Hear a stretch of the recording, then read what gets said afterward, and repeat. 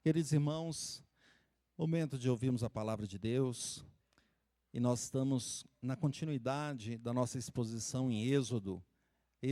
Chegamos no capítulo 7, já estamos avançando no capítulo 7, e eu gostaria então que os irmãos abrissem as Bíblias em Êxodo capítulo 7, versículos 14 a 25.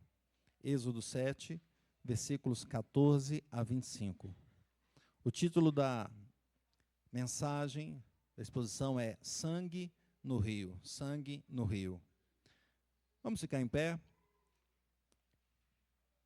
Vamos fazer essa leitura. Eu vou fazer a leitura. Eu queria que os irmãos, quando chegasse no versículo 17, os irmãos vão ler comigo.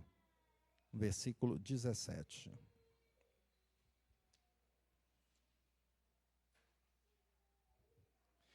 Diz assim a palavra do Senhor. Disse o Senhor a Moisés: o coração de Faraó está obstinado, recusa deixar ir o povo. Vai ter com Faraó pela manhã, ele sairá às águas, estarás à espera dele na beira do rio. Tomarás na mão um bordão que se tornou em serpente. Lhe dirás: o Senhor, o Deus dos Hebreus, me enviou a ti, para te dizer: deixa ir o meu povo, para que me sirva no deserto, e até agora não tens ouvido. Assim diz o Senhor: nisto saberás que eu sou o Senhor. Com este bordão que tenho na mão, ferirei as águas do rio, e se tornarão em sangue. Os peixes que estão no rio morrerão, o rio cheirará mal, e os egípcios terão nojo de beber água do rio. Disse mais o Senhor a Moisés: diz a Arão: toma o teu bordão e estende a mão sobre as águas do Egito, sobre os seus rios, sobre os seus canais, sobre as suas lagoas e sobre todos os seus reservatórios, para que se tornem em sangue. Haja sangue em toda a terra do Egito, tanto nos vasos de madeira como nos de pedra. Fizeram Moisés e Arão como o Senhor lhes havia ordenado. Arão, levantando o bordão, feriu as águas que estavam no rio, à vista de Faraó e seus oficiais, e toda a água do rio se tornou em sangue. De sorte que os peixes que estavam no rio morreram. O rio cheirou mal, e os egípcios não podiam beber a água. De sorte que cheirou mal. Os egípcios não podiam beber a água do rio, e houve sangue por toda a terra do Egito. Porém, os magos do Egito fizeram também o mesmo com as suas ciências ocultas, de maneira que o coração de Faraó se endureceu, e não os ouviu como o Senhor tinha dito. Virou-se Faraó e foi para casa. Nem ainda isso considerou o seu coração. Todos os egípcios cavaram junto ao rio para encontrar água que beber, pois das águas do rio não podiam beber. Assim se passaram 7 dias depois que o Senhor feriu o rio. Vamos orar, fecha teus olhos. Deus Santo, tua palavra foi lida e nós agora pedimos a tua bênção especial para que o Senhor abençoe teu servo para trazer a meditação, trazer a tua instrução aos nossos corações. Abençoe os irmãos para que os ouvidos estejam atentos, que nós não estejamos dispersos ou com sono, ou vendo outras coisas, ou pensando em outras coisas, mas que nós tenhamos a tua palavra, Senhor, entregue em nosso coração e na nossa alma, de forma que nós sejamos edificados nessa noite, para a tua honra. Nós oramos assim, em nome de Jesus. Amém. A igreja pode sentar, queridos. Não sei se os irmãos lembram, alguns anos atrás, já tem quase 10 anos isso, me parece que 10 anos, houve um acidente ali em Mariana, na cidade de Mariana, rompimento de uma barragem, de uma certa mineradora, e foi uma catástrofe o que aconteceu. O que aconteceu foi que a barragem se rompeu e todo aquele resíduo, toda aquela lama foi para o rio. E começou ali no distrito de Bento Rodrigues e foi até onde foi? Até o oceano, não é? Até o oceano. Tomou o rio, principalmente o Rio Doce, e aquele mar de lama, não sei se os irmãos lembram, quando chegou no oceano aquela lama toda, algumas fotos de cima, algumas filmagens de cima, como aquilo foi de uma grande imensidão. O rio ficou escuro, ficou marrom naquele caso. Aqui nós temos não o marrom, mas nós temos o vermelho. O rio aqui ficou vermelho. Veja que o povo de Israel estava ali no Egito, desde Gênesis, quando eles chegaram lá. Mas alguma coisa mudou em Êxodo. Agora já não eram mais, José não estava lá mais, o faraó que estava ali, o texto diz que ele não conhecia José, há muito tempo depois, 400 anos, e agora ele escravizou o povo de Israel. E ele colocou pressão sobre aquele povo porque ele tinha medo de perder o poder. E ele viu o povo crescendo, crescendo, milhões de pessoas. Tinha ali, começaram com 70, 75, agora tinha milhões. E ele, preocupado com isso, então escravizou o povo. Mas o povo continuava crescendo. E ele fez o quê? Foi mais severo. E mandou matar. Nós lembramos disso, e aqui faz uma ligação importante com o nosso texto, no momento que ele mandou matar os meninos. E fazia, o que ele mandava fazer com os meninos? Jogavam onde? Jogava no rio Nilo. Contudo, Deus estava com o povo dele. E Deus separou ali Moisés. Moisés não morreu, mas Moisés viveu. E viveu na casa de Faraó ainda, pois a princesa cuidou dele. E ele cresceu, então, 40 anos viveu ali, naquela terra do Egito. Quando ele começou a se envolver com situações de conflito entre hebreus e egípcios, ele teve que fugir e foi para a terra de Midian, pois Faraó o perseguiu. E quando chegou na terra de Midian, ele conseguiu ali se casar. E ali formou uma família. E ele ficou mais 40 anos ali. Então agora com 80 anos, ele estava ali cuidando do rebanho de seu sogro. E o que ele viu? Viu uma sarça que se queimava e não se consumia. E ele, curioso, chegou lá para ver. E a curiosidade dele levou diante de Deus. Ele levou diante da mensagem do Senhor, da missão do Senhor, falando assim com ele: você vai levar a mensagem para Faraó de que eu vou libertar o meu povo. Ele arrumou algumas desculpas. Eu não posso, eu não consigo, eu sou fraco, eu não sei falar bem, né? Até quem sabe ele gaguejou diante de Deus assim, né? Deus falou: qualquer desculpa sua não vai adiantar, né? Inclusive, se você quer, eu chamo Arão. Faz o seguinte, chama Arão. Arão fala bem, ele é seu irmão, ele vai contigo e vocês vão falar com Faraó. Ele não teve como sair das desculpas e ele foi na missão. E chegando lá, ele fez os sinais que Deus havia dado a ele lá atrás, com um cajado. E esses sinais poderosos, ele fez diante do povo, diante dos líderes do povo, depois foi diante de Faraó, não é? E nós vimos ali, um que ficou bem marcante, foi as serpentes, não é isso? Ele chegou com um cajado, ele falou com o Faraó: liberta o povo. Ele: mas quem que é esse Deus? Lá no Egito tinha vários deuses, quem que é esse que está falando aí, liberta o povo? Não vou libertar, não. Me dê um sinal, se é verdade o que você está falando. Ele jogou o cajado lá e virou o quê? Uma serpente. E o Faraó, então, falou com os magos: mas e aí, eu pago vocês para quê? Né? E eles arrumaram um jeito, e o texto diz que eles fizeram com as suas ciências ocultas a mesma coisa, não é? E surgiram outras serpentes. E aí Faraó deve ter ficado tranquilão, né? Falei: tá vendo? Isso é que você está falando, aí os meus magos também fazem, não é? Mas aí o que aconteceu? A serpente o texto nem fala serpente, fala assim: a vara de Arão devorou as outras varas. Então alguns intérpretes falam: olha, não sei, porque a gente imagina assim, né, a serpente engolindo as outras, mas quem sabe foi depois que voltou a ser vara, engoliu as outras. Ou então, quem sabe, como um intérprete diz, que foi uma vara engolindo as serpentes dos magos. Mesmo assim, Faraó ficou coração duro.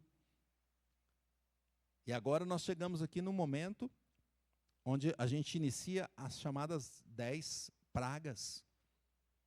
Pois agora o Senhor chama Moisés e fala assim: olha, o coração de Faraó continua pesado.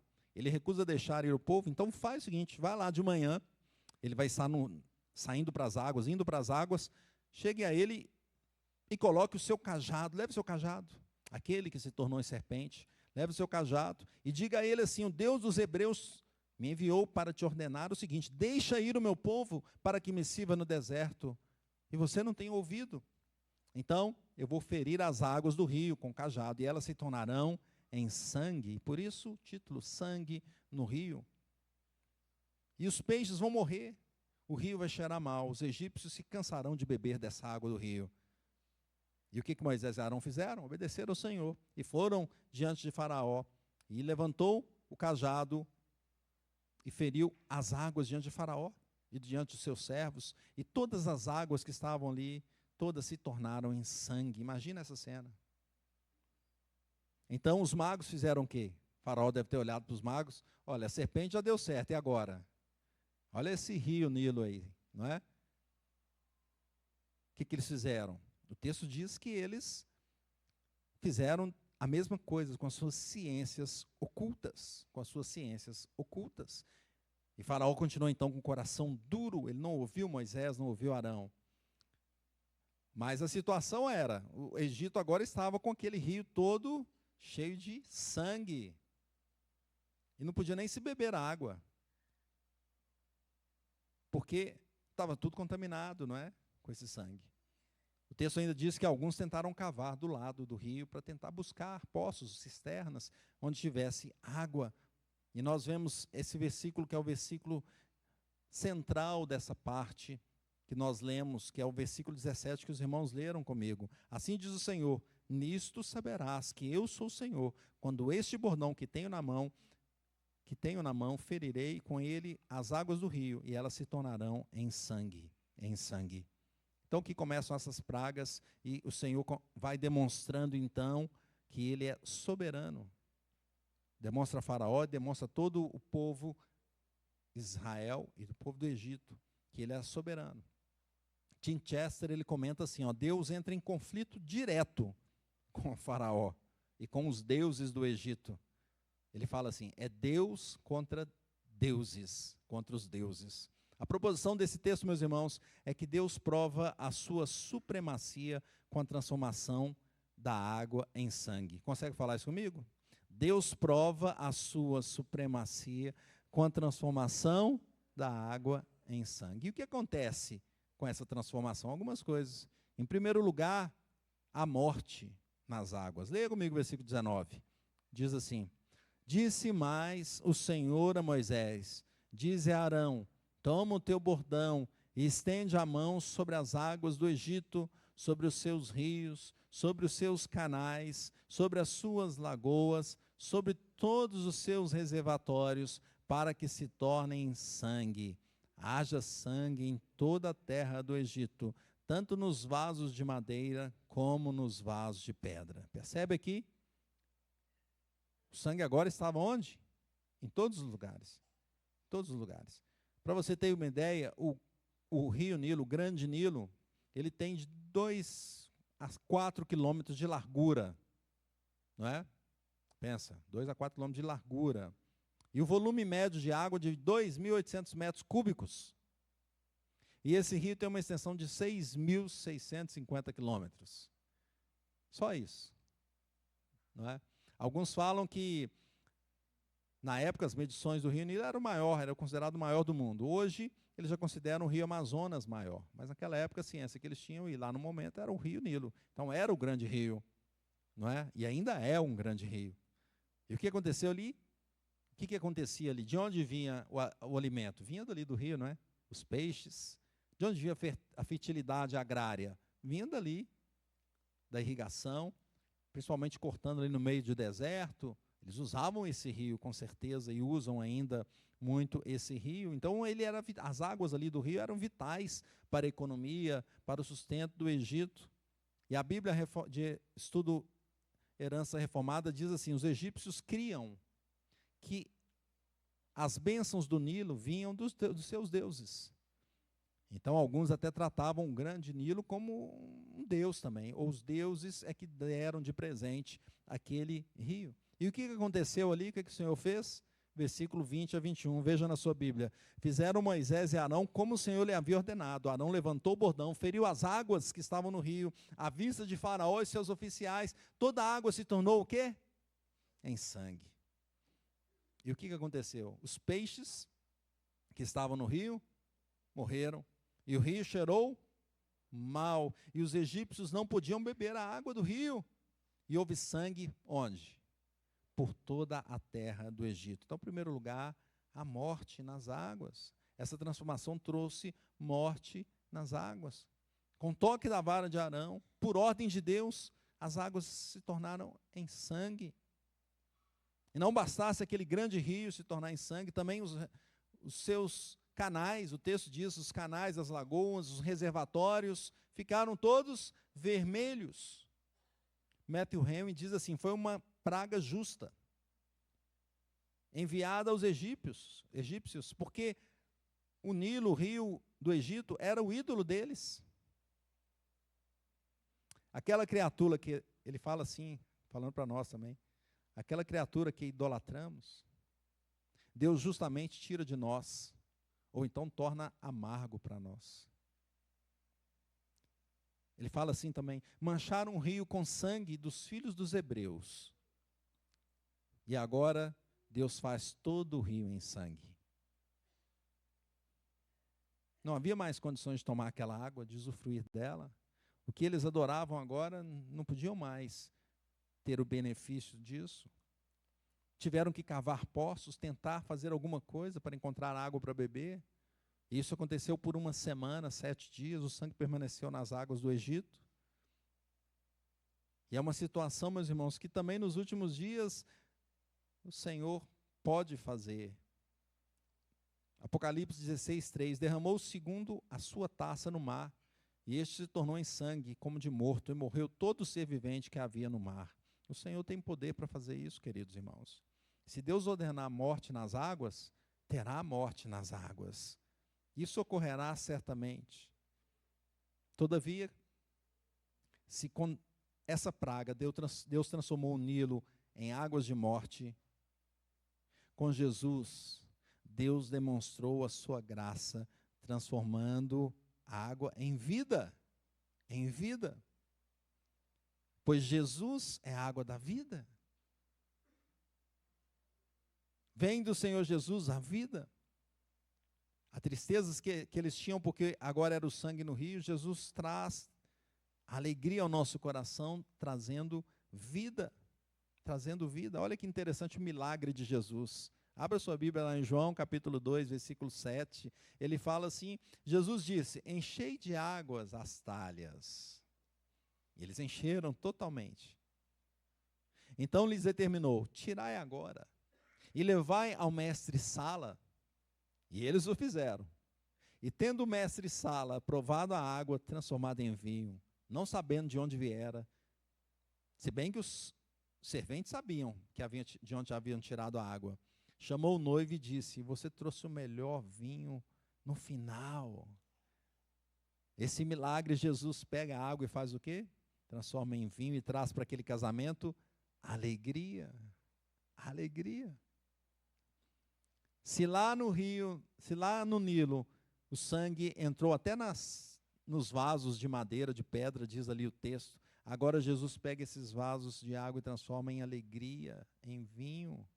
E depois nós vemos Jesus usar esse vinho onde, meus irmãos? Na ceia do Senhor. E esse vinho representa o sangue de Jesus, glória a Deus. Se teve morte nas águas, com Jesus nós temos vida, Ele é a água da vida. João 4,10, replicou-lhe Jesus, se conheceras o dom de Deus, e quem é o que te pede, dá-me de beber, tu lhe pedirias e ele te daria água viva. Louvado seja Deus. Em segundo lugar, queridos irmãos, o que acontece com essa transformação, então, da água em sangue? Acontece sede em toda a terra. Leia comigo o versículo 21. Diz assim, de sorte que os peixes que estavam no rio morreram. O rio cheirou mal, e os egípcios não podiam beber a água do rio, e houve sangue por toda a terra do Egito. Então percebe aqui o que aconteceu imediatamente, não é? Sede, não é? Quando eu chego aqui, os diáconos são uma benção, eles trazem água para a gente, né? E a gente bebe. Você está com sede aí, né? E a gente necessita de água a todo momento. Alguns dizem que nós temos que beber quantos litros de água por dia? Uns 2 litros, não é? Tem gente que gosta de beber mais, mas tem gente que não consegue beber nem 1 litro, né? Mas bebe. Alguma coisa bebe de água, não consegue ficar sem água. Mas agora todo mundo olhando para aquele rio de onde vinha a água, a fonte da água estava ali e o rio estava todo vermelho. O que o texto diz que aconteceu com os egípcios? Eles tiveram nojo daquela água. Aquilo que eles anteriormente adoravam, agora eles têm nojo. E eu repito aqui o Matthew Henry, que diz: aquela criatura que idolatramos, Deus justamente tira de nós, ou torna amargo para nós. E eles procuraram soluções, cavando poços, para ver se encontravam água para se hidratarem. Como eles iriam fazer com isso? Sem água.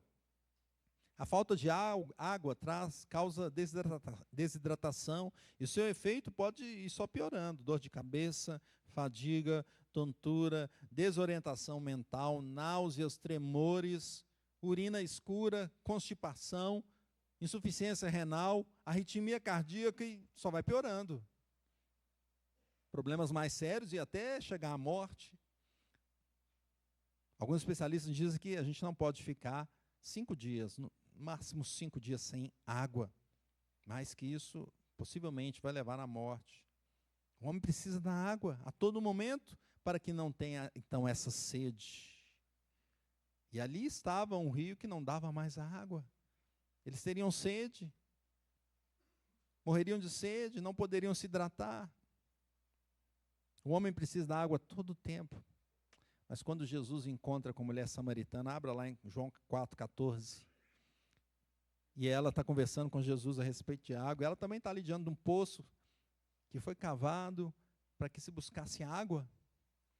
E Jesus fala assim com aquela mulher: aquele, porém, que beber da água que eu lhe der, nunca mais terá sede.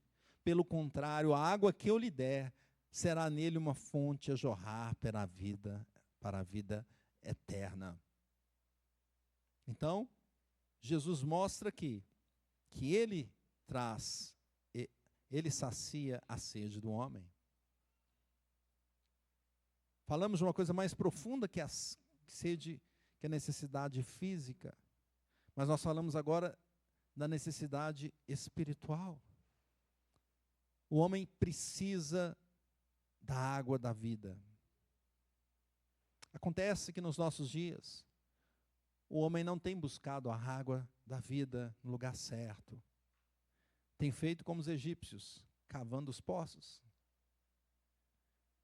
procurando com a sua força resolver a sua necessidade, procurando a água para saciar.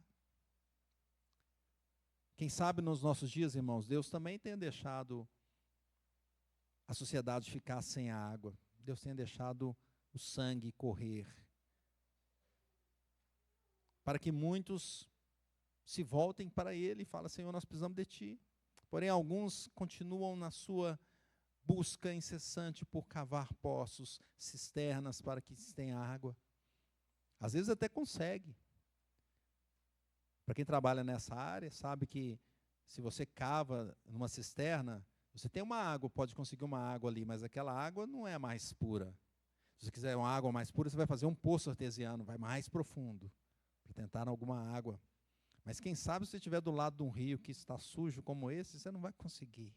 Não vai conseguir. A água limpa. A água limpa é só em Cristo, meus irmãos. Não são os poços que nós cavamos. Não são as cisternas que estão diante de nós.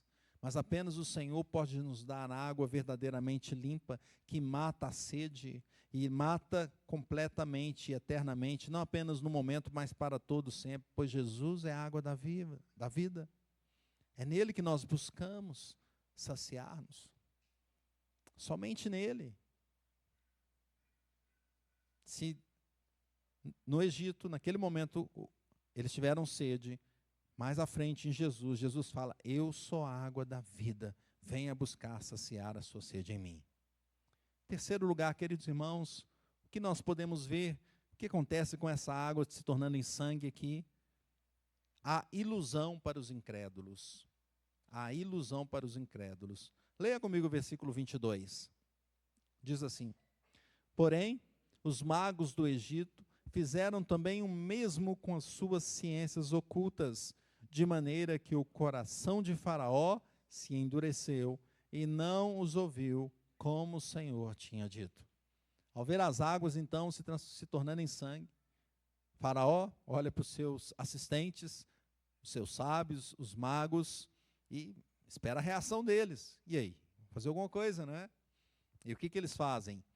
O texto diz que eles, com as suas ciências ocultas, não é isso que está aí? Com as suas ciências ocultas, fazem o mesmo. Fazem o mesmo. Então, aqui nós podemos ter um sinal forte do inimigo, um milagre, ou também podemos ter técnicas de ilusionismo, não é?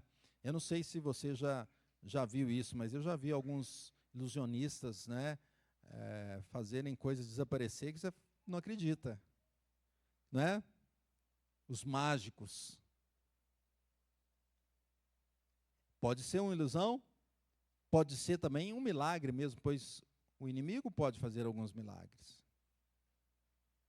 Contudo, o único milagre verdadeiro vem do Senhor. O inimigo pode curar, alguém disse isso. O Satanás pode até curar, mas ele não pode salvar. Só Deus pode curar e pode salvar. Acontece que às vezes nós queremos correr atrás da cura somente. Não é assim? Eu quero a cura, o agora. Mas e a sua salvação? Quem pode te dar? Apenas o Senhor. Faraó, então, Faraó era o rei do Egito. Sábio, certamente. Culto, inteligente. Ele viu o que estava diante dele, mas ele não queria ver. Não é assim? Dizem que o pior cego é aquele que não quer ver. Ele viu o que aconteceu, aquele Nilo daquele tamanho, alguém transformou assim dessa forma. Quem sabe os magos fizeram ali alguma coisa que parecia igual e ele já logo quis acreditar naquilo, na ilusão. Os incrédulos, quando a água se transforma em sangue, os incrédulos, eles são iludidos. Olha o comentário da Bíblia de Herança Reformada. Ela fala assim: o Deus dos Hebreus, todas as águas do Egito tornou em sangue. Os magos do Egito transformaram alguma água em sangue, ou fizeram parecer que tinha acontecido, mas não puderam purificar o Nilo. Porque depois disso a água estava em sangue, toda a água em sangue. Por que Faraó não falou com os seus magos? Agora transforma em água de novo? Não era possível, somente Deus podia fazê-lo. Mas Faraó, com o coração duro, nem podia ter pedido Moisés. Ele, não acredito, volta, né? Todo o povo vai morrer. Não, ele nem considerou isso e foi para a sua casa. E assim ficou o Egito durante 7 dias. 7 dias. O inimigo muitas vezes pode usar o seu poder para iludir as pessoas, mas apenas o Senhor pode salvar. E as pessoas são iludidas. Veja esse texto tão importante, 2 Tessalonicenses 2. Se você puder abrir sua Bíblia, para que você enxergue como Deus é todo poderoso. E Deus usa tudo para a sua própria glória. O objetivo do Senhor aqui era glorificar-se diante de toda aquela terra.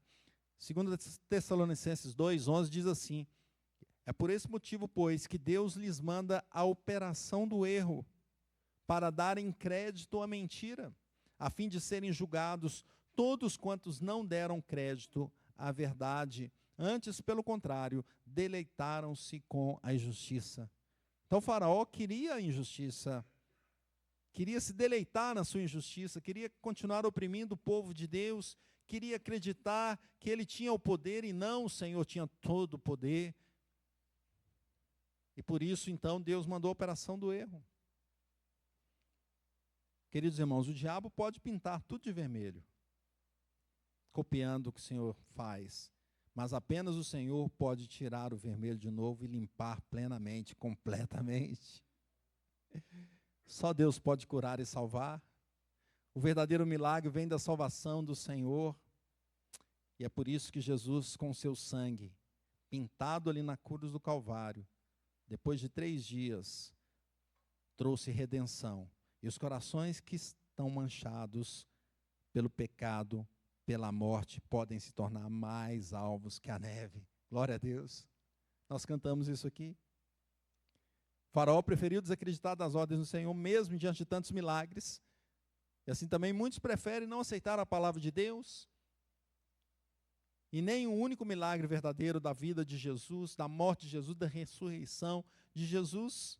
não recebem a palavra de Deus, não aceitam em seu coração, mas aqueles que o receberam dele o poder de serem feitos filhos de Deus.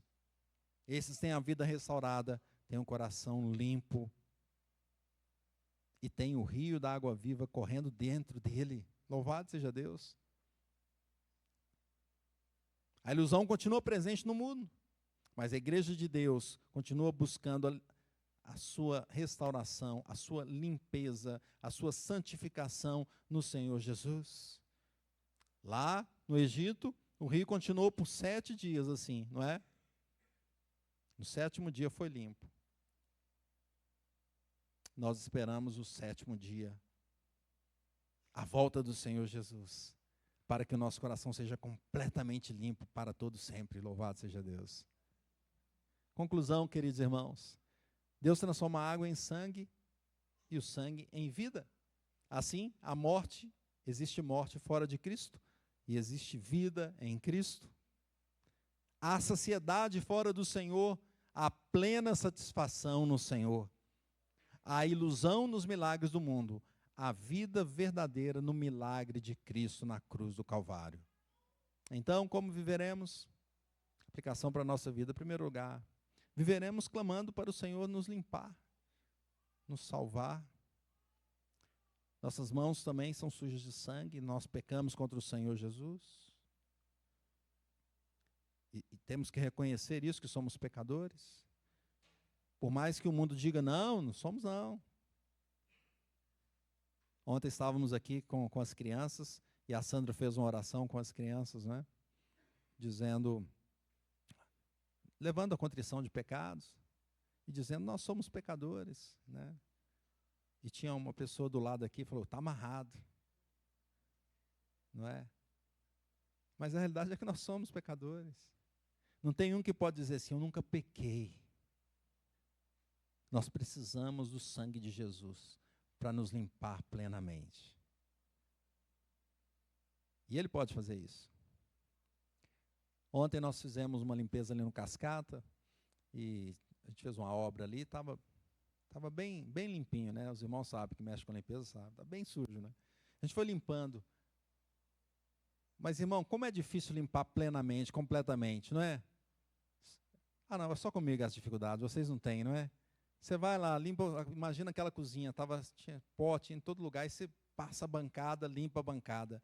Aí na bancada tem um rodapé, não é um rodapé, né, mas tem uma pedra que fica assim. Aí você tem que passar em cima daquela pedra, limpar tudo. Aí chega num cantinho, uma bancada encontra com a outra, e você tenta tirar naquele cantinho, mas não consegue de jeito, tem uma areinha ali que não sai. Aí você tenta limpar tudo e consegue, consegui. Aí foi para o chão, aí você vai limpar o chão. Aí você tenta tirar dos cantos, e é uma dificuldade limpar plenamente. Aí depois que você fez tudo, você olha para o azulejo e fala, puxa, caiu pó no azulejo, tem que passar pano no azulejo de cima e embaixo. Aí tem um lugar que você não alcança, sobe na escada, não alcança, lá no alto assim, você tenta limpar. Não é assim? Imagina o nosso coração cheio de problemas, a nossa vida cheia de quinas, cheia de quinas. Mas o sangue de Jesus nos purifica de todo o pecado. E 1 de João 1,7 diz assim, se porém andarmos na luz, como Ele está na luz, mantemos comunhão uns com os outros, e o sangue de Jesus, seu Filho, nos purifica de todo o pecado. Glória a Deus. É por isso que o pastor Marcelo gosta de orar assim, o povo mais feliz da terra, porque quando nós reconhecemos que somos pecadores, mas logo em seguida reconhecemos que Jesus morreu por nós e pagou todo o nosso erro, nós somos o povo mais feliz da terra. Podemos até estar sob a opressão do mundo, mas o Senhor está nos levando no êxodo, nos tirando dessa terra, para levar para a terra prometida. Como viveremos, segundo lugar, meus irmãos? Nos saciando na água da vida. Apenas o Senhor pode nos encher, nos matar a sede. Nada nesse mundo nos preenche. Nada pode preencher o vazio que está em nosso coração. A gente até tenta cavar os nossos poços, as nossas cisternas, mas só o rio da água da vida que corre e que pode nos tomar plenamente, só Ele nos enche. Só Ele nos transforma. João 7,38 diz assim, quem crer em mim, como diz a Escritura, no seu interior fluirão rios de água viva. Você crê no Senhor? Então o Senhor pode colocar no teu coração rios de água viva, para que você não busque soluções fora dele, para que você busque a Ele cada dia mais e mais. Viveremos nos saciando na água da vida que é o Senhor Jesus. Terceiro lugar, meus irmãos, como viveremos? Viveremos trocando a ilusão do mundo pela verdade de Deus. O mundo quer nos encher de ilusões. Parece que existe resposta para tudo, não é? Para tudo, ainda mais hoje com a tecnologia. Você vai ali e vai procurar como fritar um ovo. Ah, não sei, vou lá. Tem a solução lá. E parece que está fácil as coisas hoje em dia. Mas para aquilo que é mais profundo na nossa alma, não tem saída, é ilusão. O mundo não nos dá a resposta, Jesus é a resposta. O mundo vai falar, está tudo fácil, você tem que ser feliz, aceita o que está no teu coração, faça a sua vontade, você vai ser feliz. Estava lá no Cascata, a gente estava limpando, entreguei um folheto para uma pessoa, e estava assim, qual que é a melhor vontade? Eu perguntei, você tem vontade de alguma coisa? Tem? Você pede para Deus? Oro, né? E por que você quer que Deus te faça isso? A sua vontade é melhor que a de Deus? Leia o folheto então, qual que é a melhor vontade? Olha quão profundo é. Qual é a melhor vontade? Não podemos cair nas ilusões do mundo. Devemos buscar a verdade de Deus. O sacrifício de Cristo naquela cruz foi a única forma de nos dar a vida é mudança e nos salvar. Não aceitamos a ilusão do mundo, a facilidade do mundo. Satanás também tentou falar com Jesus. Está fácil. Eu sei que você veio aqui para salvar esse mundo. Então faz o seguinte, me adore. Não é assim que ele falou? E você vai ter acesso a todo esse reino. E Jesus falou com ele, apenas o Senhor teu Deus adorará, só Ele darás culto. Olhemos para a verdade da palavra de Deus. Saímos ao seu encontro.